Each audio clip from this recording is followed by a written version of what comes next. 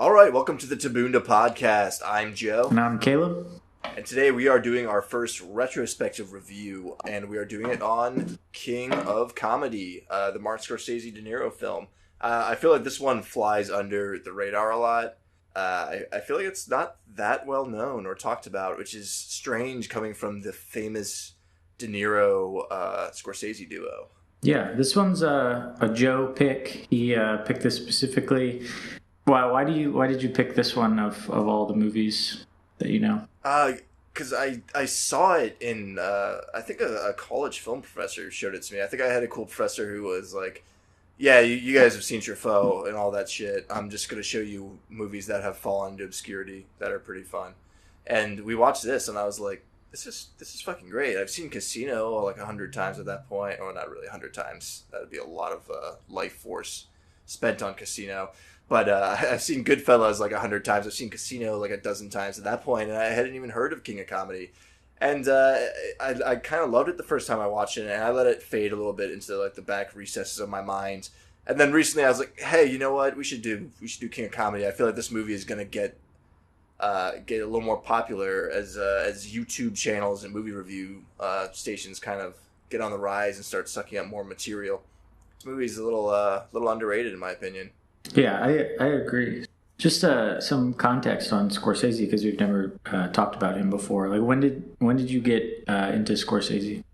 I just kind of absorbed it by proxy through my dad, I guess. It's just one of those names that you just hear about so much, like Spielberg, and it's just a movie name, Scorsese, and obviously tied in with the mobster flicks and all that. I'd always heard his name, but I don't think I got into him actually until high school.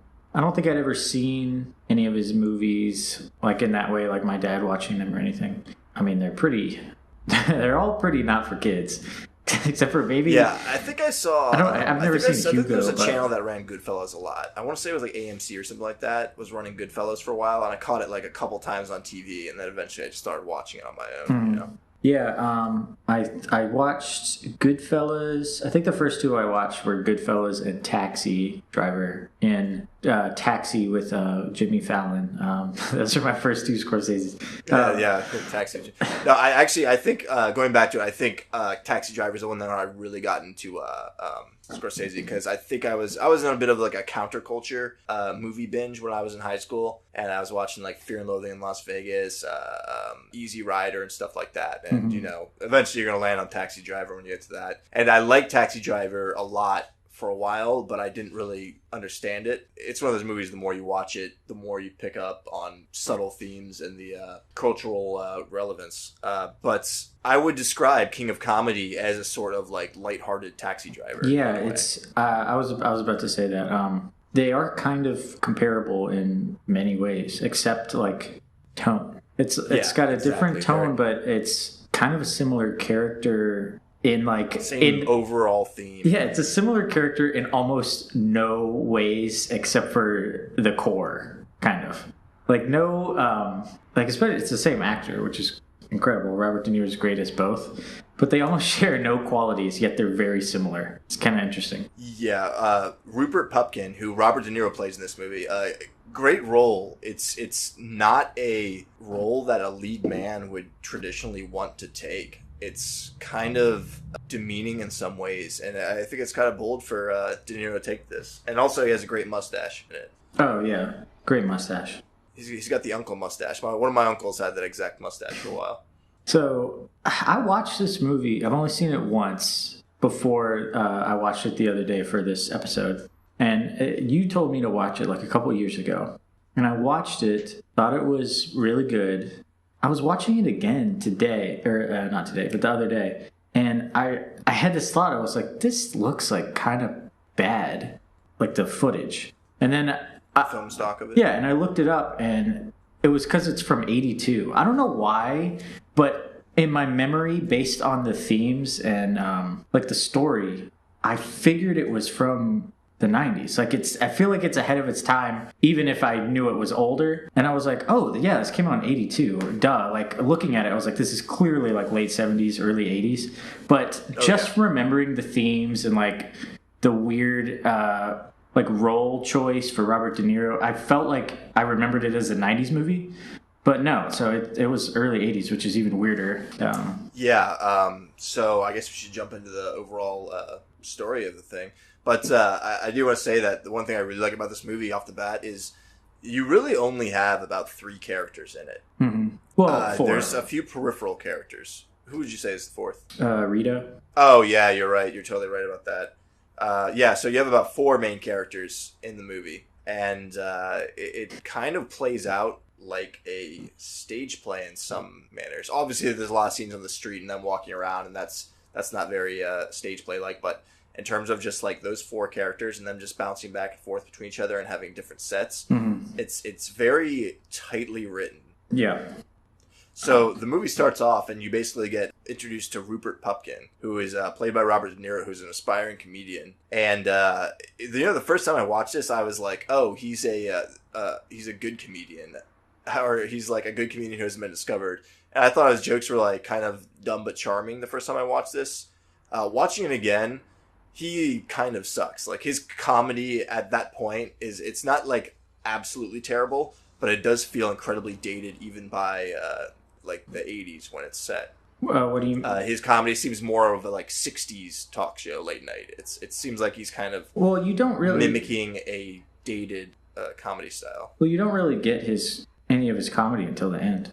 You get a little bit of it in the beginning when he's he gives him that card that's like, that's my pride and joy or whatever. And that's that was bad. Yeah, that's bad, but I feel like they smartly, and I love this in the movie, they do put off his actual act until the end. Because when I was watching it again, I forgot that they did that, and I was like, is he any good at all? Does he suck? Because there's that one part where he's recording the tape to give to his name's Jerry, right? Yeah, Jerry Lewis plays Jerry Langfield, who basically is Jerry Lewis in real life. Yeah. He's a big, successful late night comedian. He's recording the tape, and he gives this whole spiel before, and you're almost just like, dude, come on, man, this is pathetic. It's like cringe. It's kind of like Michael Scott-ish. I think that's one thing that makes this movie like so ahead of its time, is that the movie's not like, it's not all cringe humor, and that's definitely not the focal point of the movie, but it's definitely in the movie. That became like a huge thing with like The Office and then like the late 2000s. And this movie's in 1982, and it's doing it with their lead, Robert De Niro, and some of it is like, it's like really fucking bad when he hands him the pride and joy card. Mm-hmm. And it's so it makes your skin crawl watching it. I love that his mom's always like yelling down at him and stuff.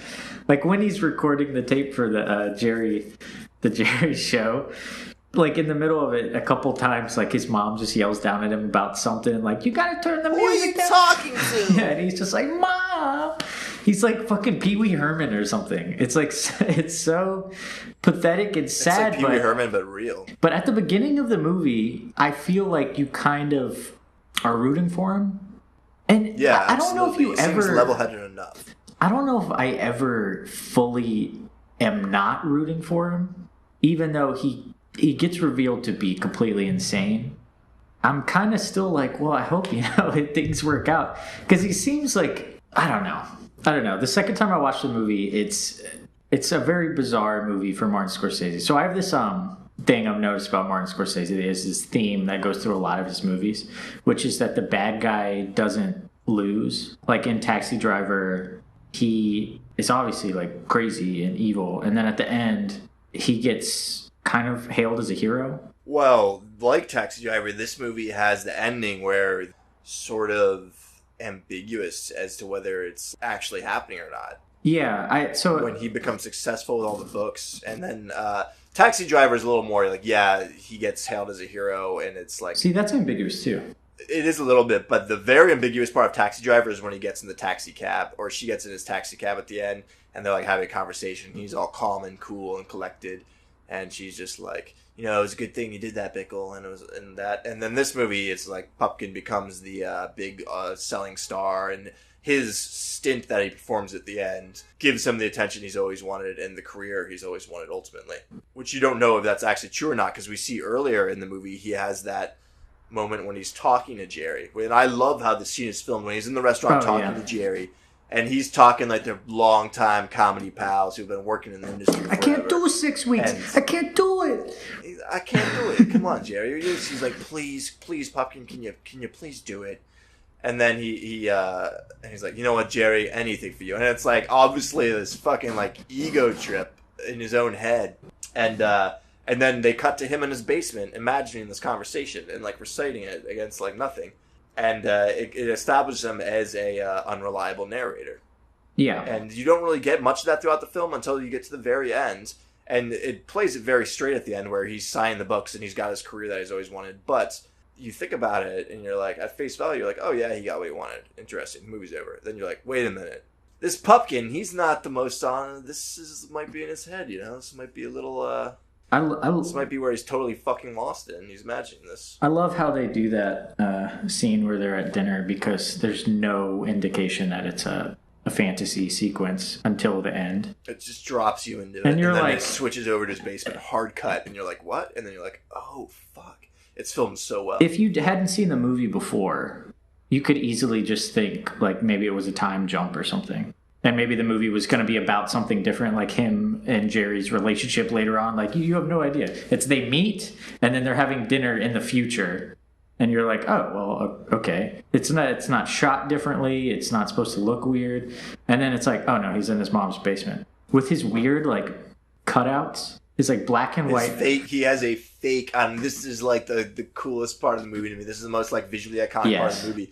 Is he has this fake comedy show stage in his basement with a bunch of with a giant like blown up print of an audience looking at him in one direction, and then like cardboard cutout of like Jerry Lewis and another talk show host.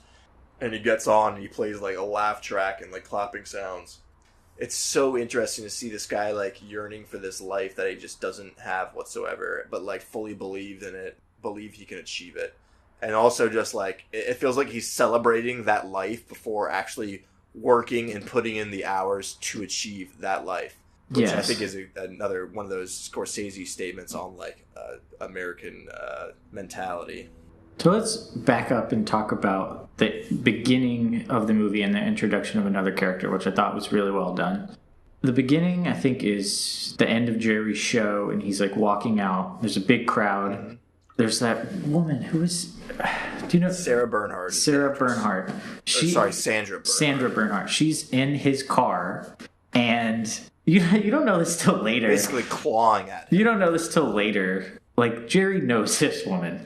He recognizes her as his stalker, and because there's a scene later on where he's walking down the street, sees her walking behind him, and he starts running. So she's in his car. Rupert Pupkin helps him, saves him, gets in the car, uses it as a networking opportunity to get to know Jerry. You're kind of on board. You're like, he's being annoying, but you know. As the drive goes along, it gets more and more of him being annoying and bothering Jerry. At first, it starts off and Jerry's like kind of grateful, and he's like, this guy seems a little reasonable. And then Pupkin's like sort of inability to control himself, or this fascination with fame, kind of starts to bleed through, and it gets worse as the drive goes along. Yeah, but you're still kind of like on board. It does a good job of letting you understand who he is without instantly turning you on him. Because you talk about this character, and the way we talk about it, if you're listening, you're gonna be like, this guy sounds like a turd. Screw this guy. Screw Pupkin, his character in this movie. But when you watch it in the movie, he does have like this. De Niro gives him this sort of endearing charm to him that is just enough to keep you with the character. Even if you do end up hating him at the end, it keeps you from turning on the character immediately. Yeah, because he does have this drive and this dream, and he's not out and out psycho or crazy. He doesn't try to harm people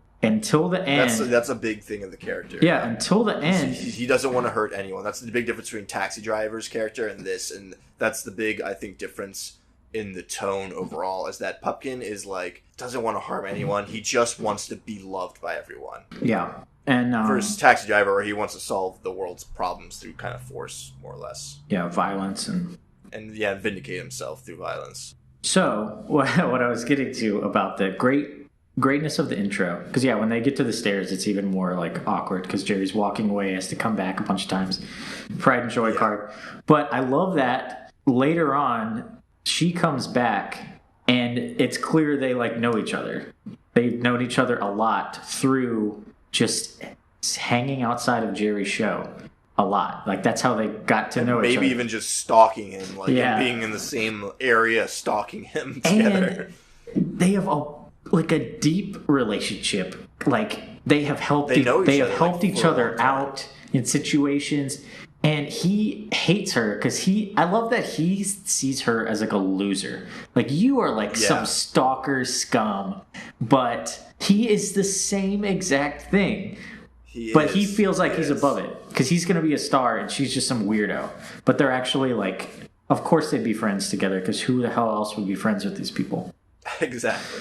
And she's good. Sandra Bernhard is great in this movie. All the lead performances are great. She's Sandra Bernhard especially. She was a female comedian in the 70s and 80s, and she does a great job. She just knows how to play that character so well. She's one of those like female actresses who's just, I can be really weird and like people, it will really get to people. Yeah, she kills it. I love the look of Jerry's office. It's very... Oh, yeah, that like 70, that neo-70s. Yeah, like, the blue and the white. And nice and minimalist. I love the posters and the signs, and there's like that minimalist drawing of inside the mock artwork for his show. It's all awesome looking. And it's so 70s. So damn 70s. So there's so many like cringy scenes that happen in this office. Yeah, and that's really when you start to realize that Pupkin is a complete loser. Like what I was talking about earlier, when he's living this dream without actually trying to work legitimately towards it. Where they're like, do you have any tapes of you at any comedy clubs? Or like, do you have any shows or acts we can send a talent scout down? And he's like, no, I have none. It's like walking into a studio with a screenplay and like throwing it on their desk and being like, this is the next big shit. It's like, what are your accolades?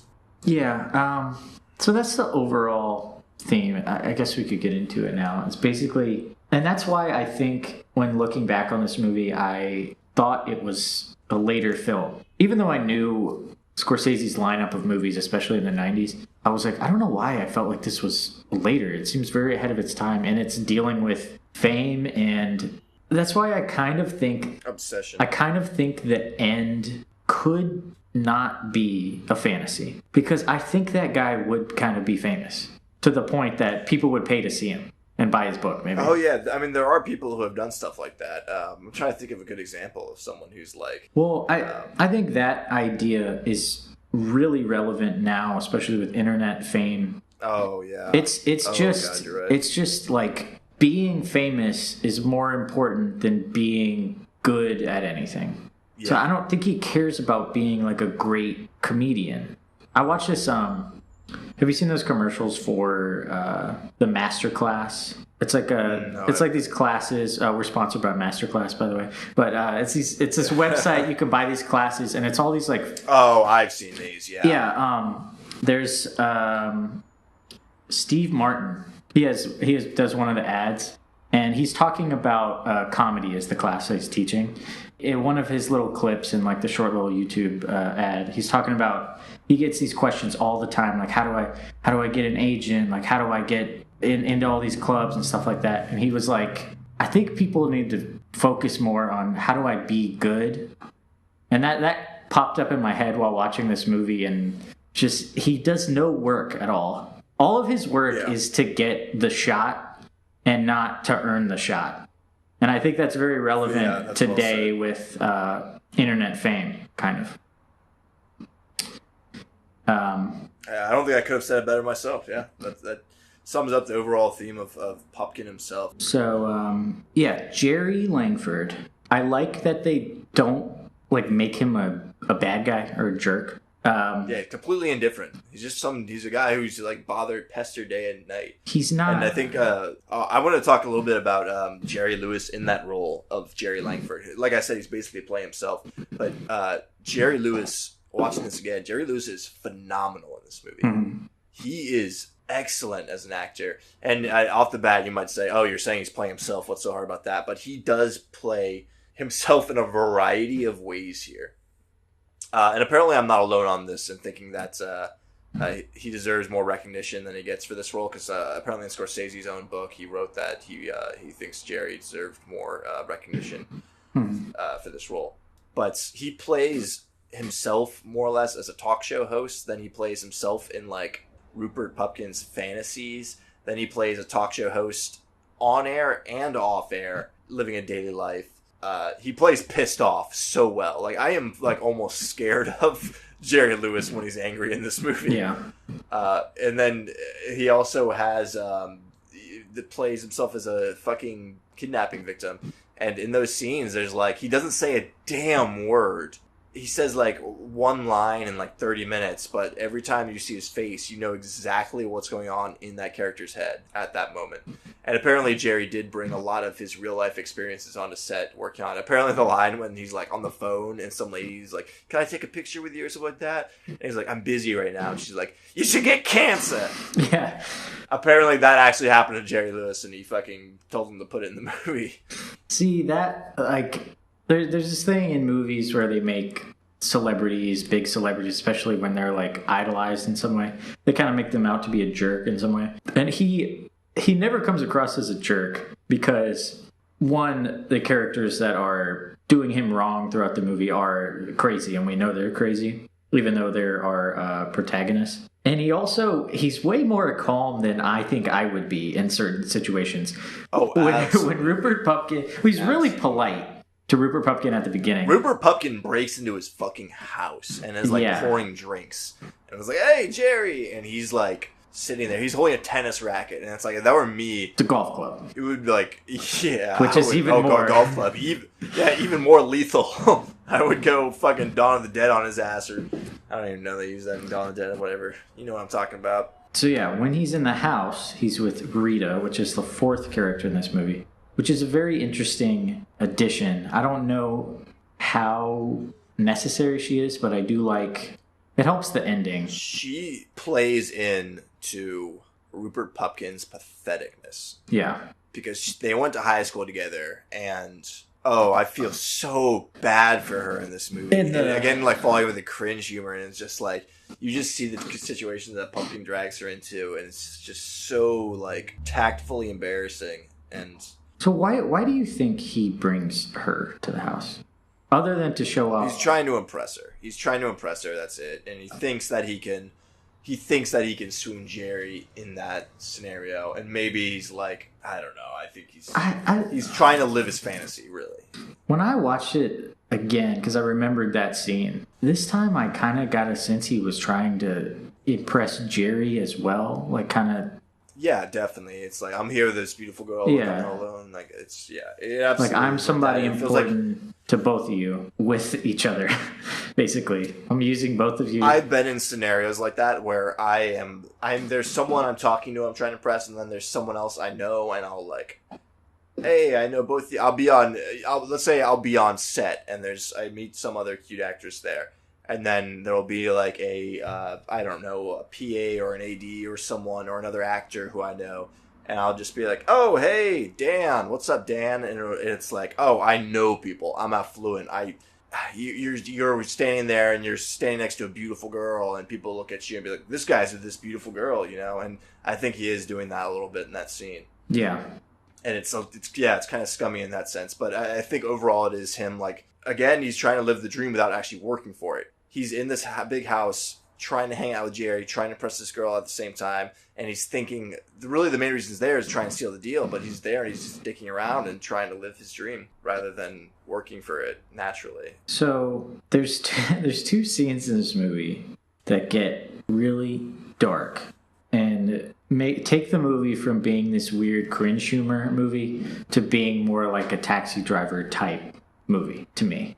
It's definitely a black comedy. One is the fantasy scene where him and Rita get married. Do you remember that scene? No, I don't actually. I just watched it. Oh my god. So this scene it's the most depressing scene in the movie. So it's a fantasy scene where he is getting married on Jerry's show to Rita. Oh, okay. Yeah, I remember now. Oh god. The preacher or whatever just starts their wedding vows and everything with just like, we would like to apologize to you, Rupert Pupkin. Yeah. For just everybody doubting you in high school.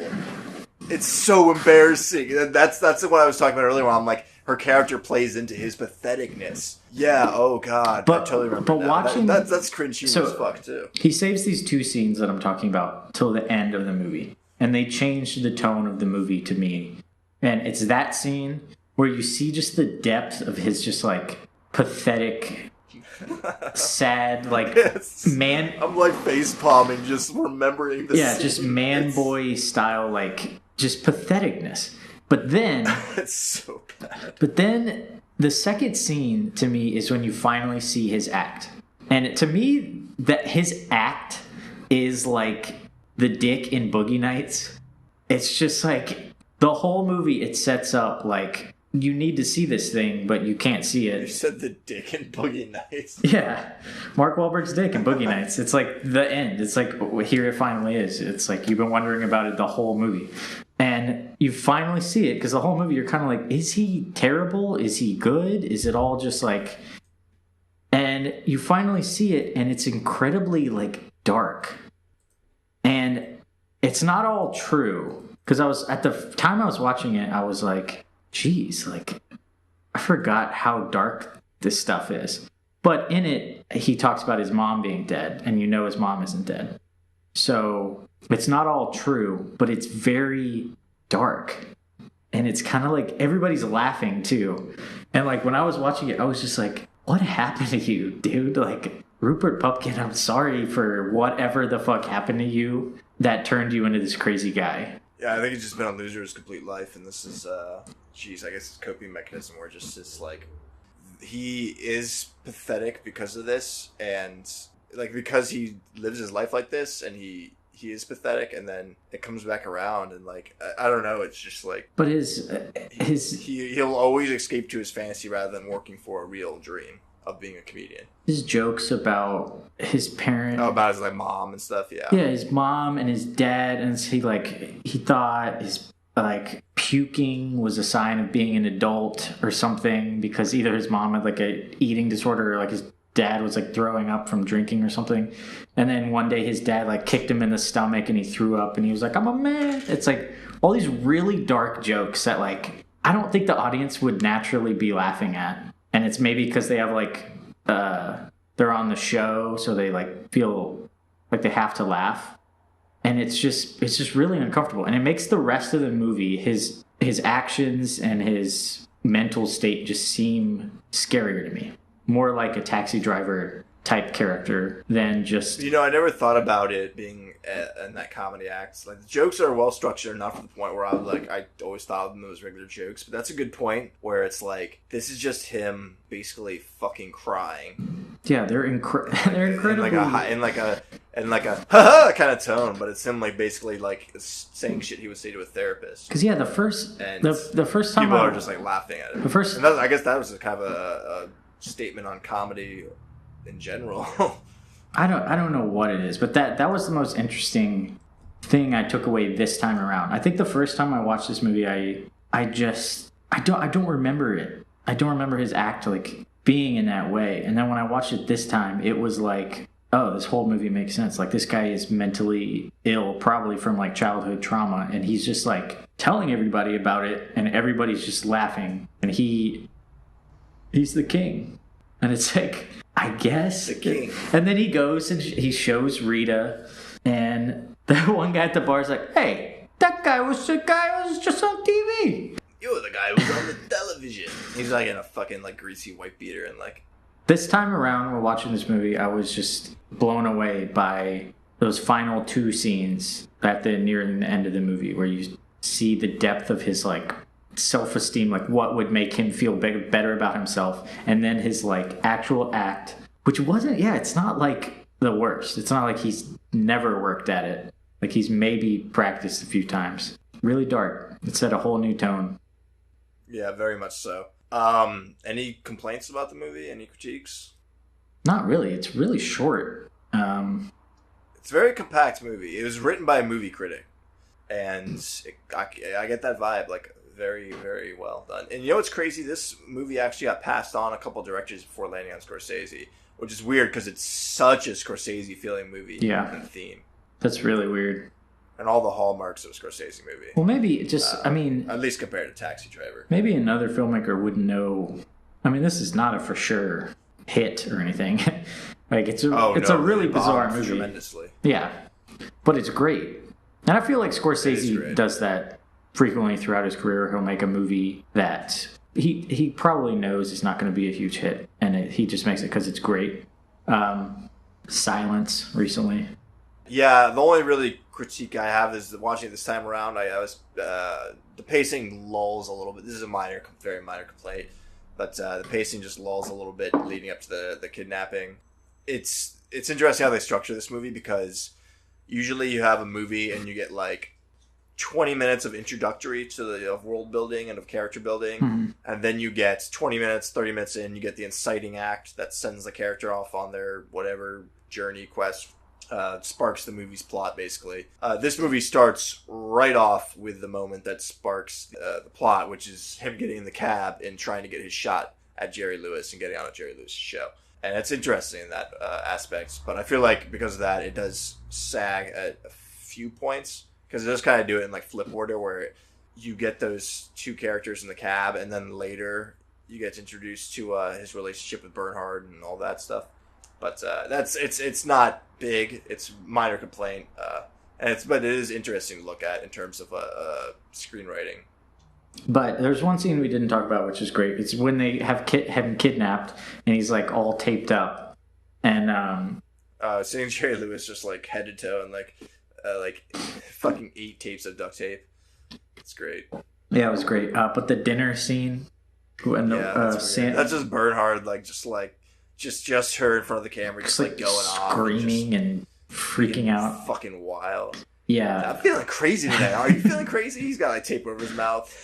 Oh my god, she kills in that scene. She's so great, and so is Jerry Lewis, and just him just sitting there, just staring, just like boiling under the surface, and her just like completely delusional, like having the time of her life. It's such a great contrast. It is kind of underrated. I don't hear about it as much. I think it's one of the most like forgotten Scorsese movies. I'm sure there's a few others out there, but it's just so under the radar. If you're a fan of any of the Scorsese movies or De Niro, check it out. It's one of De Niro's more colorful performances, absolutely. Because he's not at all in a cringe comedy. He's not at all a tough guy. Check it out. And yeah, like I said, ahead of its time with like cringe comedy of that. Like if you're kind of into that stuff, you may get some kicks out of this too. What would you give King of Comedy? I don't know, like a high 80s, low 90s. Maybe like an 89. Yeah, I'd give King of Comedy about an 84 myself. It's not a crazy amount happens in the movie. It's got it lulls a little bit in the middle, and it's goofy in a lot of ways. It's not quite as serious, and I don't feel like it quite has that gut punch that like Taxi Driver has. Yeah. This time around, but it's great. It's a super enjoyable movie. This time around, those couple of scenes of, I just read them differently this time around, and it really put it up higher for me as far as score goes. That's great. And there's another element of this movie I forgot to mention that I noticed, and it's how much they say Rupert Pupkin.